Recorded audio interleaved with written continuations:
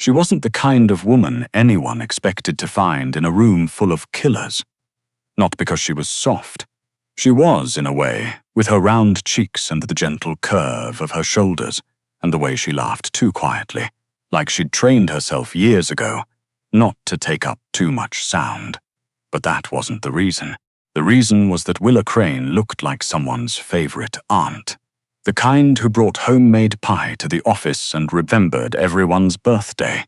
And nobody who looked like that was supposed to last 6 months keeping the books for Silvano Mace.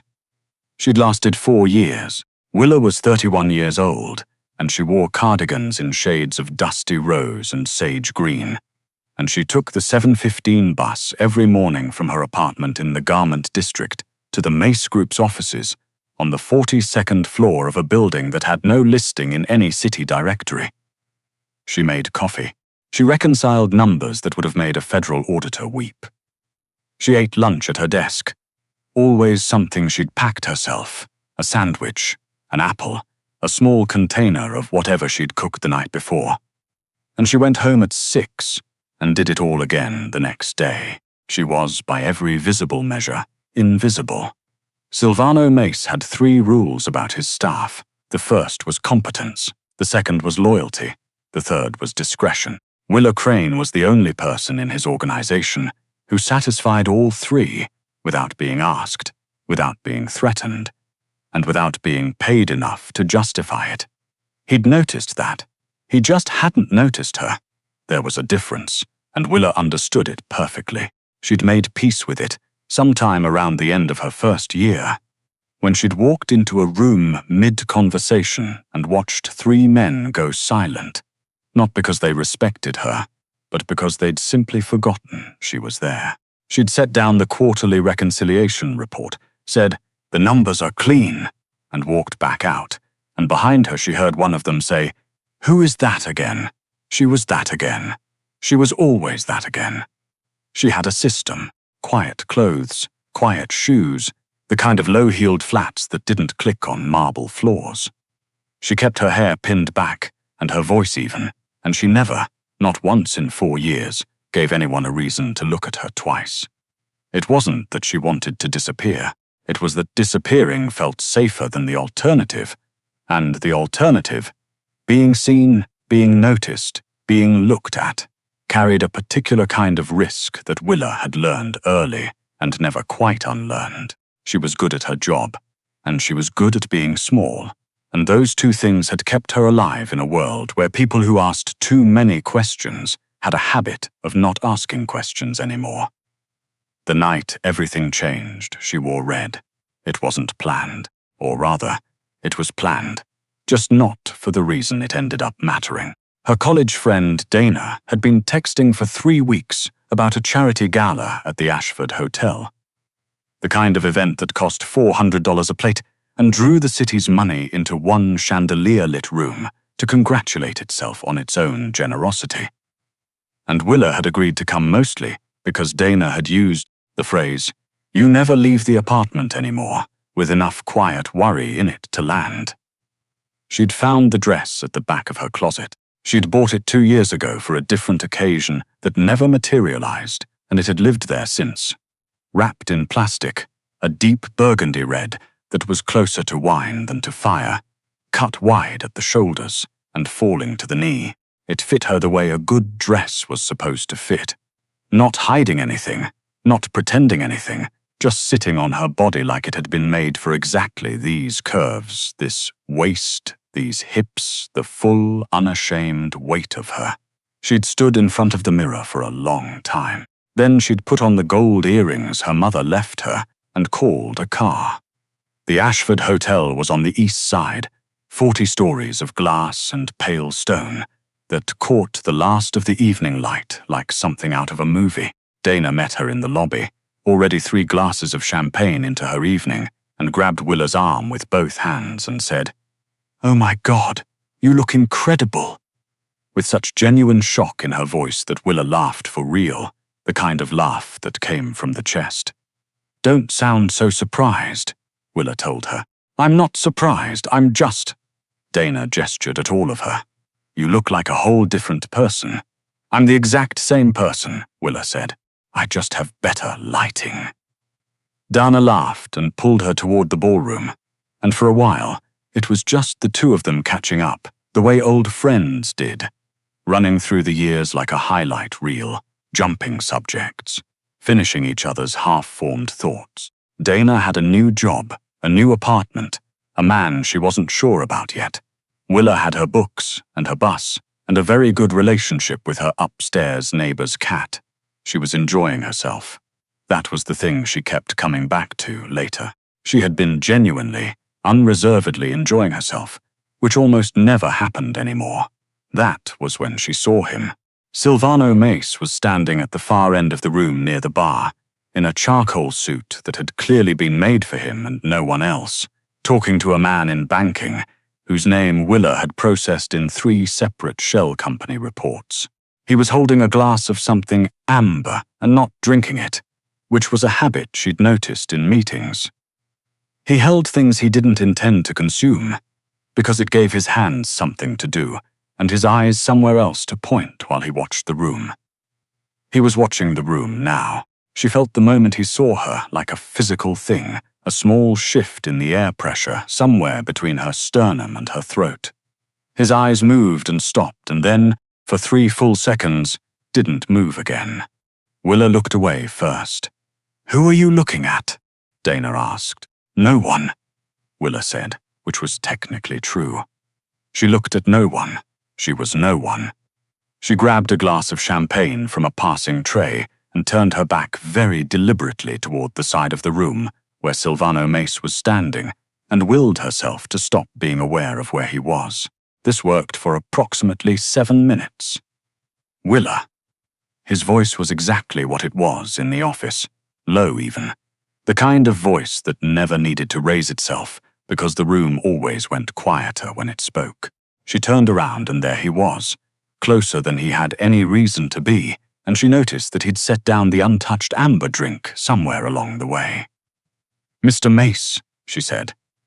Her own voice came out steadier than she expected. He looked at her the way she'd seen him look at a balance sheet that wasn't adding up. Careful, thorough, like he was running calculations she couldn't see. She watched him take in the dress, the earrings, the hair she'd left down for, once because Dana had asked her to. She watched him look at her, actually look, in a way he had not once done in 4 years of signing her paychecks. "I didn't know you'd be here," he said. "I didn't know I needed to clear my personal calendar with the office," she said, and then immediately regretted it, because that was the kind of thing she didn't say. Not to him, not ever. Something moved in his expression. She couldn't quite name it. "You look." He stopped. Started again. "You're not usually. I usually dress for a different kind of room," she said, which was a graceful exit from whatever sentence he'd been about to make, and she watched him take it. "Right," he said. There was a pause that lasted longer than it should have. "Are you here with someone?" he asked. "My friend Dana. She's somewhere over there explaining cryptocurrency to a senator." Willa glanced in that direction and then back.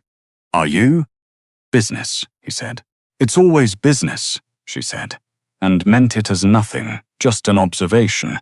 But something landed differently in his face than she expected, like she'd said something that mattered without knowing what it was. He excused himself a few minutes later. Professional, smooth, no indication that anything had occurred. She watched him walk away and told herself firmly that nothing had occurred, and then spent the next hour being very engaged in whatever Dana was saying, while the back of her neck stayed warm and she did not look toward the bar. She didn't see him again until she was leaving. The car Dana had ordered for them was running late, and Willa had stepped outside for air, into the side courtyard where the hotel kept its potted topiaries, and the noise from inside was muffled to a low hum. She'd taken off her heels. They were sensible heels, but still heels, and the marble had been merciless, and was standing on the cold stone in her stockings, looking up at the strip of sky between buildings, when she heard steps behind her.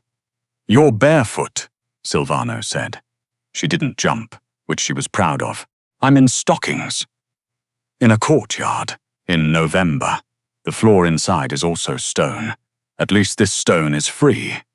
She glanced at him over her shoulder.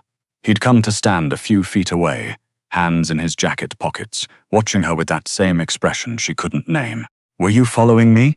"I was leaving," he said. "The exit is the other direction." He said nothing. She turned back to looking at the sky. The silence lasted long enough to become something else. "You've worked for me for 4 years," he said finally. 4 years and 3 months. "And I have never."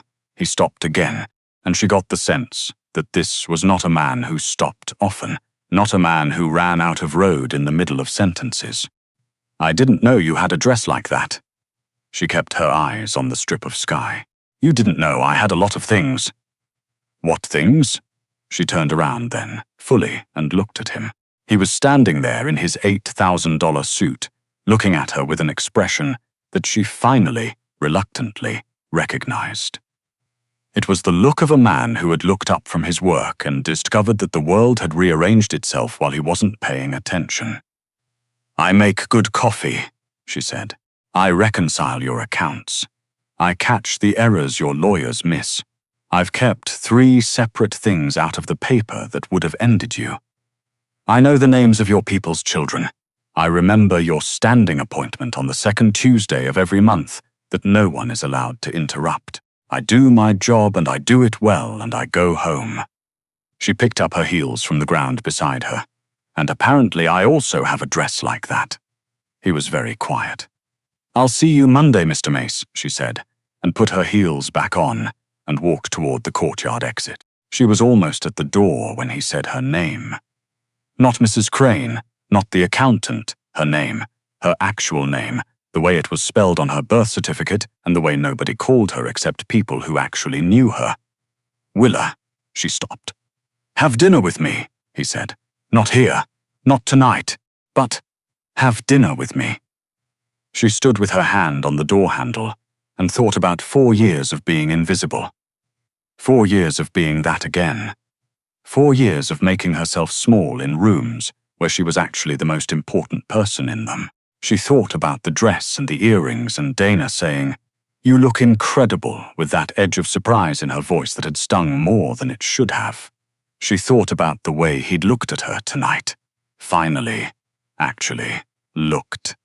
"Ask me again on Monday," she said. In the office, in the daylight. And then she opened the door and walked back into the warmth and the noise and the light. And she did not look back, and she kept her spine straight the whole way. She almost convinced herself, over the weekend, that she'd imagined all of it. It was a talent she'd developed, the art of talking herself out of things that seemed too good or too strange to be real. The mind played tricks. The champagne had been generous. Silvano Mace was a man who noticed things. That was how he'd built an empire on the bones of men who'd underestimated him, and maybe noticing her once, in a coat-check courtyard on a cold night, had been nothing more than him noticing an anomaly. Something out of pattern, a number that didn't match the ledger. She dressed for Monday the way she always dressed. Sage green cardigan, dark slacks, low heels, hair up. She was at her desk by 7:45, the coffee already made, the overnight reports already opened, her reading glasses on, and a pen behind her ear, and everything exactly where it always was.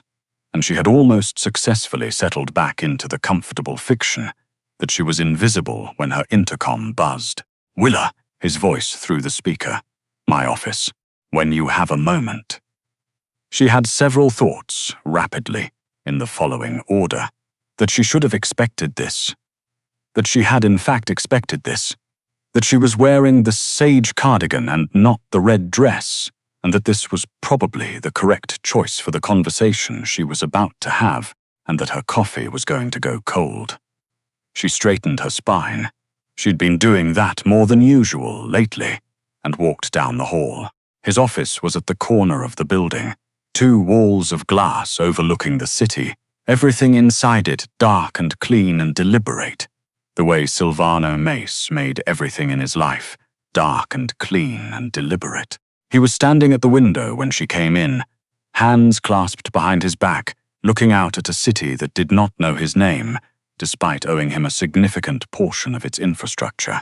He turned when he heard her. "You said to ask you again," he said. No preamble, no small talk. He was a man who treated small talk as a hostility. "I did," she said. "So I'm asking." He looked at her steadily, not the way he had at the gala, that new, startled look, but the other way, the one she was more familiar with, the one that catalogued and assessed, except there was something underneath it now that hadn't been there before, or that she hadn't known to look for. "Dinner, this week. I know a place." "What kind of place?" "Quiet. Good food. Not a charity gala. That's a low bar. I clear it easily." She was quiet for a moment. He waited, which was another thing she'd noticed about him, that he was genuinely patient in individual conversations, even when he was ruthless about everything else. He could wait people out because he was comfortable in silence, in a way that most people weren't.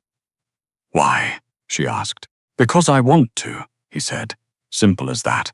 And she believed him because Silvano Mace, whatever his other qualities, did not say things he didn't mean. "I'll go to dinner with you," she said, "but I want to be clear about something first." "Go ahead." "I'm not a different person because of what I was wearing on Saturday. I'm the same person who's been sitting 40 feet down the hall from you for 4 years. So if this is about the dress, it's not about the dress," he said. "It started with the dress." "It started," he said carefully, "with me realizing I had been looking at the wrong things." The city was very bright behind him. She looked at him for a long moment. This man who had built a kingdom on controlled violence and meticulous accounting, and the particular silence that surrounded powerful men. And she thought about all the small ways she'd made herself disappear in his presence. And she thought about the courtyard and her name in his mouth. "Thursday," she said. "Thursday," he agreed. She went back to her desk and her cold coffee and her overnight reports, and she sat very still for exactly 90 seconds before she allowed herself to feel anything about any of it. And what she felt, underneath the caution and the practicality and the reasonable assessment of risk, was something that might have been the beginning of joy.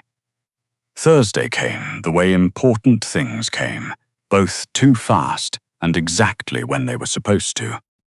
The restaurant he'd chosen was on a side street in the West Village that Willa had walked past probably 50 times without ever registering it existed. It had no sign outside, only a small brass number beside a dark wood door. Inside, it was exactly what he'd promised. Quiet, warm, lit by candles and a fireplace in the far wall. The kind of place where the lighting was forgiving and the tables were spaced far enough apart that you could speak without being heard. The host knew Silvano by name and did not say it. They were given a table near the window. Willa ordered water and then reconsidered and ordered wine. Silvano ordered nothing. He picked up the menu, set it down, and looked at her. "You grew up in the city," he said. "Not a question." "Brooklyn," she said. Red Hook. "You?" "Baltimore," he said. "A long time ago." This surprised her. She'd had no origin for him in her mind, she realized. He existed fully formed in the present, in the corner office and the charcoal suits and the low voice. Baltimore made him suddenly, slightly more human. How does a person get from Baltimore to? She waved her hand at the approximate concept of him. "Carefully," he said, and the way he said it meant he was done with that subject, so she let it go. They talked. That was the thing she hadn't expected. Not really. Even after 4 years of proximity. She hadn't expected that he would be easy to talk to, that he would ask questions and actually listen to the answers, that he would say things that were occasionally funny in a very dry way that made her want to laugh before she could decide whether or not it was appropriate to. He asked about her work. Not his work, her work, the degree she'd gotten, the CPA certification, the smaller firm she'd worked at before the Mace Group. She talked about numbers the way she always talked about numbers when someone seemed actually interested, which was to say with too much enthusiasm and not enough self-editing. and he listened with an attention that she found both disarming and faintly dangerous. "You caught the Hendricks discrepancy in March," he said at some point. "The 3/4 point offset across 4 accounts." She blinked. "You knew about that. I know about everything that goes through my books. You didn't say anything. You corrected it before I had to." He picked up his wine glass, finally, and turned it slightly. "Why didn't you flag it to me directly?" "Because you were in a meeting with the Brennan Group and the window to correct it, without paper evidence, was 40 minutes. She'd made the decision in the time it took to walk from the printer back to her desk, cross-referencing dates in her head, calculating exposure. It was cleaner to fix it than to document it." He looked at her with that expression she was getting better at reading. The one that was not quite surprise, because Silvano Mace did not allow himself the luxury of surprise, but that was the functional equivalent of it. 4 years, he said, more to himself than to her. 4 years, she agreed. "I've been wasting a resource. That's one way to put it." She picked up her fork. "I prefer failing to notice an obvious asset, but I understand the framing." He almost smiled. She saw the corner of his mouth move, which from him was practically a standing ovation. They ate. The food was extraordinary. She made a noise at the first bite of the fish that she immediately regretted, and then decided not to regret, because life was short, and the fish was genuinely that good. And somewhere between the main course and the dessert menu, she realized she had stopped being nervous. She couldn't identify exactly when it had happened, only that it had, and that she was sitting across from a man who controlled a significant portion of the city's shadow economy, and she was arguing with him, mildly, but with genuine feeling, about whether the risk calculus on the harbor properties had been properly weighted. "You're wrong," she said, for the second time on that particular topic. "I'm rarely wrong," he said. "You're wrong about this. The exposure on the Eastern Corridor isn't contingent on the permits. It's contingent on who signs the permits. And those aren't the same 2 people anymore. Which means your 3-year model is running on data that's been obsolete since August." He was quiet for a moment. "Who told you about the permits?" "Nobody told me. I read the city filings. They're public record." She picked up her wine glass. "Also, your quarterly summary from October had an anomaly in the infrastructure line that I flagged internally, but you never responded to." "So?" he repeated. "So you might want to read my emails," she said. He looked at her across the table, in the candlelight, in the quiet restaurant, with no sign on the door, and Willa felt the full, peculiar weight of his attention, like a shift in barometric pressure. "I read all of your emails," he said. "Then you know about the permits." "I do now," he said. "I didn't when I made the October decision." She opened her mouth and closed it. "You responded to that email with noted." "That was my assistant's response." "You have an email assistant?" "I have," he said very carefully. "A former system that I will be changing." She stared at him. Something between laughter and outrage was happening somewhere in her chest. "So for 4 years, some of them got through," he said, which was not an apology, but was the closest thing to one she expected to see from him, so she filed it away.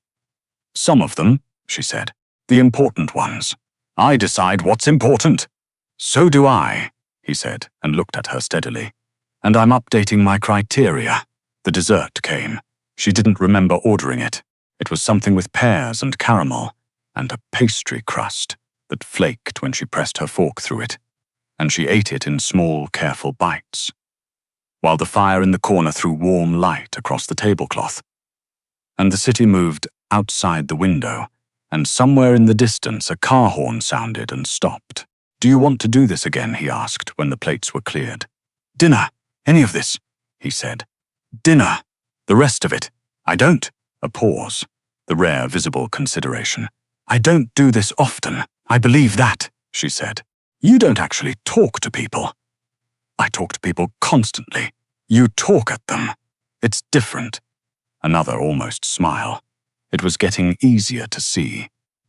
"You're different," he said. Not in the way men said it when they meant your size, your clothes, your failure to look the way they'd expected. He said it the way she'd heard him speak about the harbor properties, with precision, with weight, like he'd assessed all available information and arrived at a conclusion he intended to stand behind. "I know," she said. They walked out into the night, together, into the November cold, and he walked her to the car he'd arranged. She'd stopped arguing about the car after the first block, because it was cold and sensible, and the shoes were again the wrong choice for cobblestones. And at the door she turned around. "Yes," she said. He looked at her. "To your question, yes, I want to do this again." Something in his face changed. Not dramatically. Silvano Mace didn't do dramatic, not in the visible sense, but something loosened, something that had been held carefully in place settled. "Good," he said. She got in the car. She looked out the window as it pulled away, and he was still standing there, on the quiet street, in the cold, watching the car go. She turned forward before she reached the end of the block because she wasn't the kind of person who looked back. But she wanted to. For the first time in a very long time, she genuinely wanted to. The second dinner became a third, and the third became something else. Not quite a fourth dinner, more like an evening that started with dinner and moved to the kind of conversation that didn't need a table. They sat in the small study off the main room of his apartment. She hadn't asked how she'd come to be in his apartment, and he hadn't explained it. It had simply happened the way things happened when two people were moving in the same direction, without either of them having declared it. And she sat in the chair across from his, and they went through the harbor property documents because she'd brought them, because she was Willa Crane. And she brought documents, and he made corrections in the margins in small, precise handwriting.